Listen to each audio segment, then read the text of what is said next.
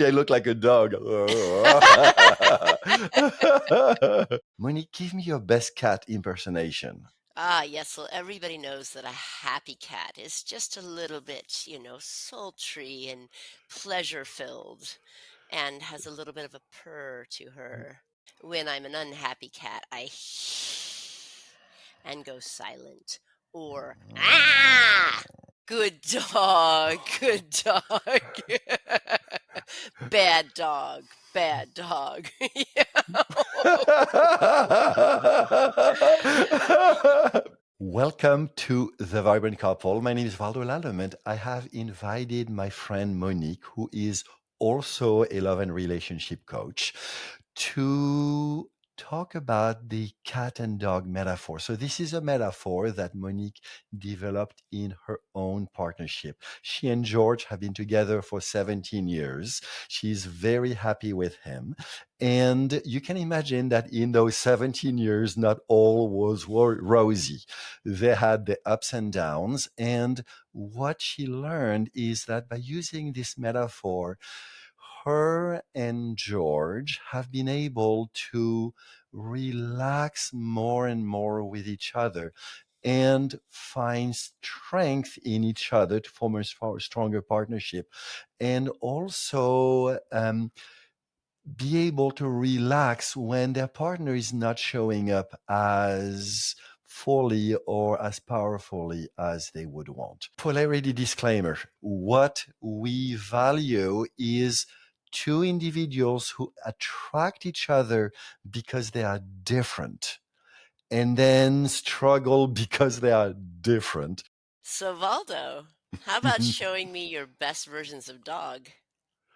My best version of dog.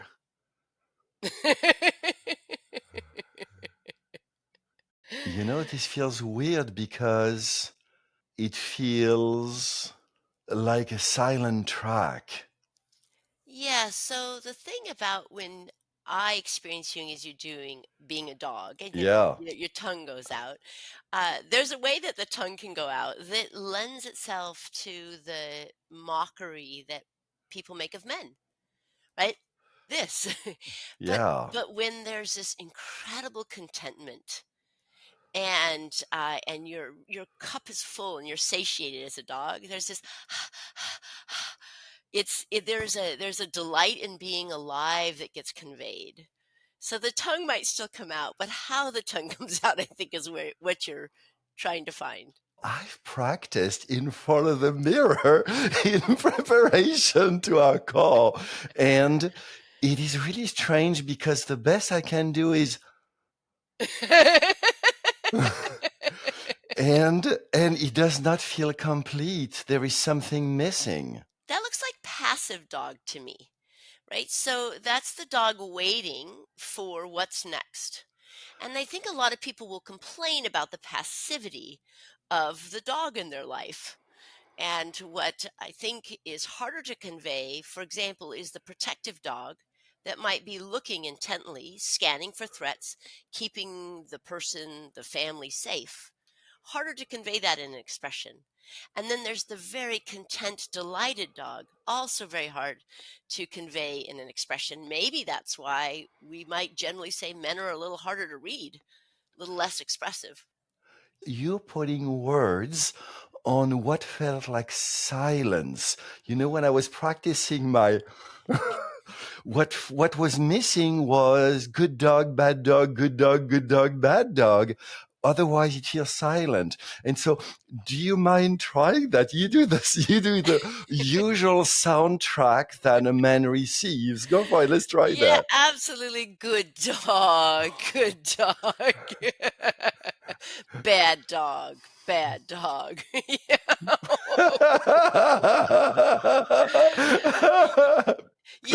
What really struck me about using this metaphor that arguably can fall apart pretty easily, but I found it still so compelling and helpful for me, is that look when I consciously or unconsciously say bad dog means so much. And when I started to really wrap my head around, when a cat does something wrong, it kind of is like I dare you to call me on it.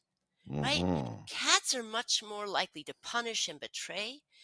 I, Yeah. I've had dogs where, I was kind of short or abrupt with them, and they look at me as if to say, I'm sorry I did something that made you angry.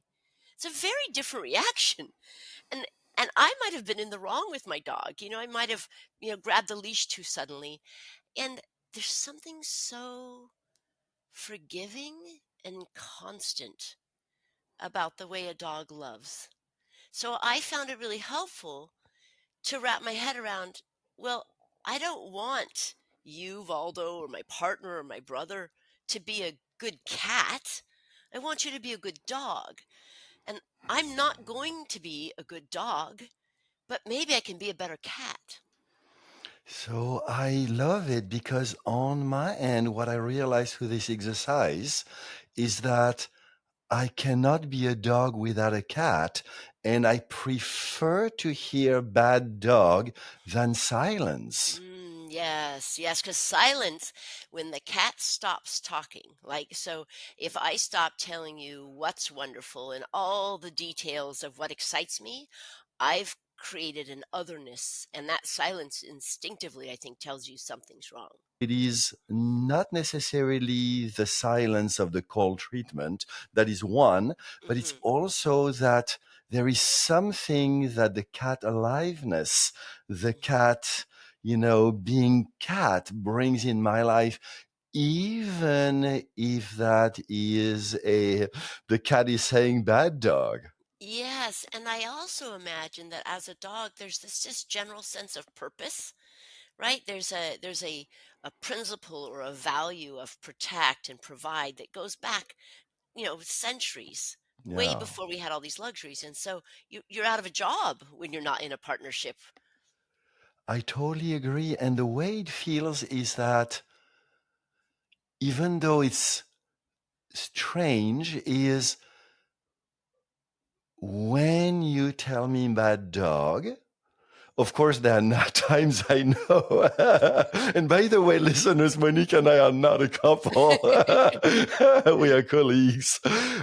When you tell me bad dog, of course, there are no times I know it's your shit and, Hmm. okay. Hmm. But there are times I know it's because I have not done a good enough job. So even though it stings, there is Hmm. something that is basically feedback. I could be a better dog, which is the purpose.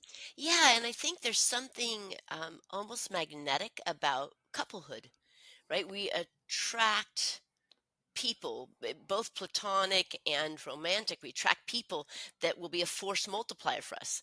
Yeah. And so when two folks attract each other, they both augment their strengths. They also highlight the growth areas. So then I Mhm. learn, oh, where am I punishing as a cat? Where am I manipulative as a cat? And then how can I be a better, healthier, cat I'm proud of? That's more Mhm. direct, more concise. And then hopefully, as a dog, you go from to Oh, to thank real you. to realizing that when you really feel confident and proud of yourself, when you're in a lot of integrity, you feel like you own the world Yeah. because you're doing great with your little pack. There's something about the cats that really drive the relationship. And I Yeah. guess it's from all that scanning. One of the things that I'm seeing and hearing from the men I work with is the elusiveness of the cat. Like, whatever I do, she's not listening to me. Whatever I do, it seems to be just about her way, not about who I am, what I want. Mhm. And when I bring that to her, it makes things worse. And so, do you have any insights on that? Yeah. What is the cat nature in Yeah. here? Yeah. So, what I love about this is being able to appreciate something for what it is, right? So, whether you're male or female, there's a cat-like quality. So, for me as a female, as I walk through the yard as a cat, I see a bush, I see a blade of grass, I see a bird, I see it all at once. So I have this diffuse awareness. It's diffused around a lot of things. People will associate cats as great multitaskers. And as we know, we're not great at multitasking. We're just bing, bing, bing, bing, looking at everything all at once. So for the cat, almost counterintuitively, the thing is to walk up and touch me, to grab my hand, because all of a sudden, all I'm looking at is you. As soon as you let go of my hand, I'm looking at all the things all at once again. But there's an incredibly powerful thing about being literally grounded, right? Like just from that current of a handhold. And so stopping me and getting my attention for a moment quiets all the stimuli that is otherwise in that cat-like mind. I would love to do an A or a B. Okay. And you know how I love to teach through, comparisons. So, Yes. A, I'm going to do that as a nice guy Okay. who basically is afraid of the cat. And the only thing I want is for you to stop basically blaming me. And Yeah. then we'll do a B, which will be a grounded man who will do that because I know it's good for you and I know it's good for our couple. So Mhm. A, I'm more in my mind, and so Mhm. please be in your cat right now, Mhm. and please say wah wah wah, no words, because it's better that you be in the feel of the cat. Go for it. Yeah. Okay. Darling, no, darling, look at me, darling. I learned in that video to basically touch you, so I'm touching your chest and. Okay, so this is not working, so let's do a B. Okay, so the difference here is that I go from my mind to my center. For the ones of you who have practiced martial arts, I'm in my tention and I'm grounded. And I know it will be good for Monique to connect with me.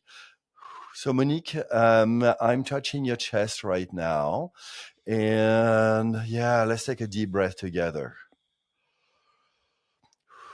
I love when you and I connect, my love. So, very interestingly, A did not work and B worked really well. I could So, imagine. Yeah, so from my please, end. yeah, exactly. So Yes. please tell me. So we watched you, but please Yes. tell us your experience. What was your experience in A? Yes, so when you're a nice guy and you're not grounded, you're not helping me ground. I'm still looking for the threat because I don't believe you've got it. I I, I don't have that sense of, sentry on duty, which Yep. lets me then just stop. So I keep looking and looking, and then I'm getting annoyed because, gosh darn it, you're not doing the thing I need you to do because I'd like a break from all of this. I want to roll around in the sunshine.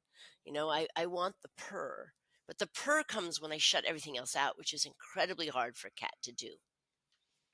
So When you, basically, it is the principle that unless a woman can empty her mind, she cannot be in any orgasmic state. yes, yes, and part of what helps me empty my mind is, for example, if you just hold my hand. When you're grounded and you hold my hand, it Yep. helps me know you've got it. It grounds me. So then when you Yeah. come in and your energy is lower and slower, I picture, like a German shepherd, right? Got It's like, it. Got okay. it. And now Got I'm it. I'm more hyper focused on you, which lets Got me it. then be aware of my body. What is the missing piece for you? I I imagine that what could be very powerful, although initially very troubling, is for you to realize that as a female, there is a part of me biologically, and this would be true of anybody who has less resources, less power physically, anybody who's less than in some metric, not in a spiritual metric, but that I am, a part of me is afraid of you. A part of me is constantly monitoring if I'm safe. So here you are, a nice guy. The last thing you're going to do is hurt me. And I think perhaps counterintuitively for you to realize that there's a part of me that will always be worried about getting hurt, like physically being hurt, Mhm. that for you to really have me feel safe is to step into more of the I've got it, I'm in charge. It's this interesting dance we do when I know you've got it, when I know I'm even a little scared of how you can show up, I feel safer. Nice guys have basically turned off the killer in them. In A, basically, I wanted to provide, but I was not in my killer. In B, it was very clear that my killer was alive, but you and I had built a relationship in which I would not kill you, and you know that. Yes, when I trust that you know who and what and when to kill, and I trust it's not me, I'm safer, we're safer. My Wow, role is community. so interesting because you took a deep breath. And then when I knew you were a partner after these two sentences, I relax. So it's the deep sense of partnership that Mhm. you know I can kill, and you know and you trust I won't kill you, but I only know that after you verbalize it. And what's amazing to me, because so my tool isn't killing, and as a feminine creature, my tool's connecting, which means my collateral is offering and withdrawing affection. And forgetting that you're not a cat, I can think, oh, then if you're unhappy with me, you're not going to withdraw affection. You're going to kill me. Yeah, If I remember yeah. you're a dog, that you can see past when you don't like me, whereas with community collateral at my disposal, if I don't like you, I can't see past that. I need to change your behavior kind of more manipulatively. I need to remember That's I'm a cat, you're a dog. That's so interesting because as a dog, I need to sleep 16 hours a day. That's how dogs rebuild their ability to hunt. And when I can trust that your feminine scanning of, darling, I heard a sound, darling, isn't that a threat? When I can trust that you're not there to hunt me, but to tell me, darling, in our partnership, there is a thread there. There is a thread there, then I can sleep well. And then I can Mhm. wake up quickly and say, oh, my cat usually is true.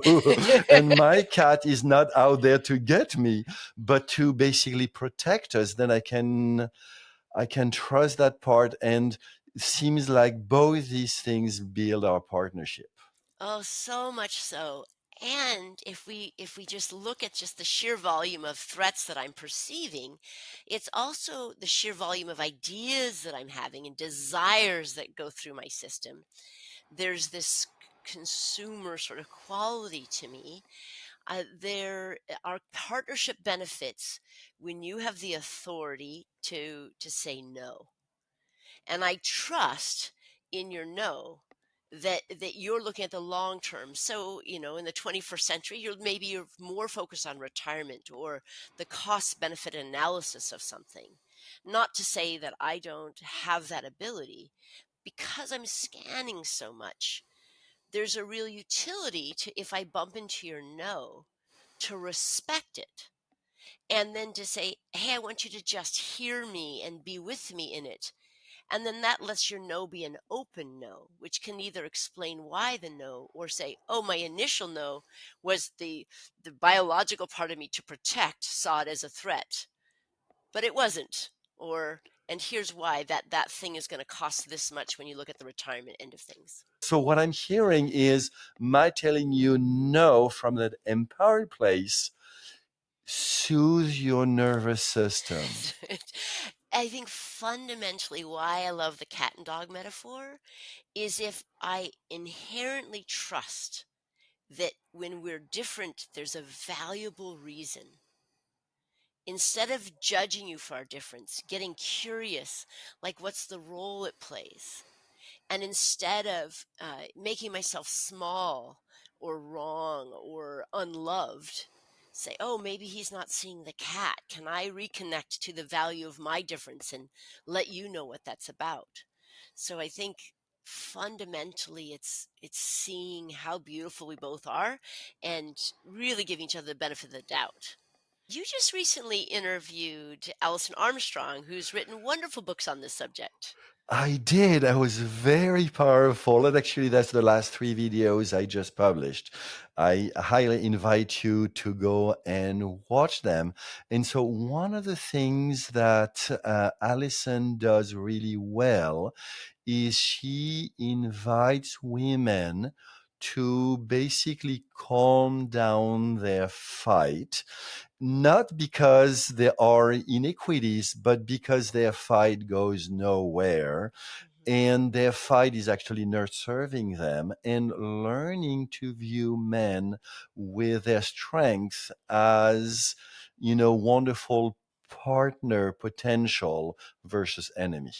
Two dogs is a fight. You would better be better served be you being the cat and me the dog. Just allowing myself to be and bring you into the beingness of cat. When you bring your dogness in our intimacy that feels off, I don't feel safe, when you can relax it and bring your catness, that's how I feel most alive. And I think another way to say that is we can have one cat and one dog. So if I bring my dogness home, then that might be an invitation for you to be in your cat. But yes, two dogs is a fight. Such a powerful conversation was started as a playful metaphor between Monique and I to help our clients become better couples. I realized how deeply soothing it was to my nervous system when Monique acknowledged my dogness, and how soothing it was for Monique when I acknowledged her catness. In addition, I realized how soothing it was for both of us when we were able to acknowledge that our differences and honor them and express how important it is to both of us to have a good relationship, to have a good partnership. Hold on. Monique, am I intuiting that you and I are going to do more videos on cats and dogs? How to be a better cat, how to be a better dog, coming soon.